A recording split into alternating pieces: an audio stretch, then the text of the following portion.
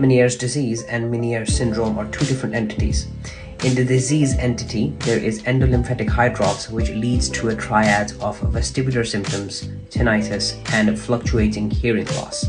In the syndrome category, the triad is present, but it's happening secondary to another vestibular disorder. There is variation between the hearing loss symptoms and the tinnitus symptoms in different patients.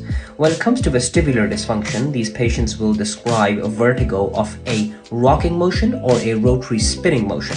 There are 15% of patients which will describe other types of dizziness or disequilibrium. The episodes of vertigo, hearing loss can be sporadic or they can be in clusters as well. When it comes to hearing loss, initially the mid to low frequencies are affected on an audiometry.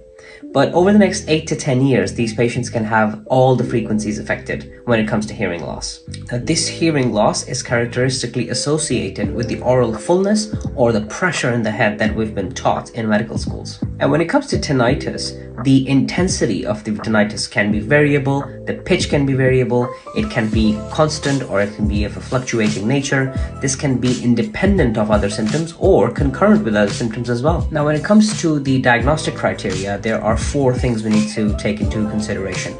Number 1 is more than or equal to 2 episodes of vertigo, each lasting at least 20 minutes to 12 hours. The second thing is audiometrically documented mid to low frequency sensorineural hearing loss in the affected ear. The third thing is symptoms of oral fullness or head pressure. And the last thing is symptoms which are not better accounted for by another vestibular disorder. In the end, there is no specific diagnostic test for Meniere's disease, and imaging is usually done to exclude other vestibular disorders.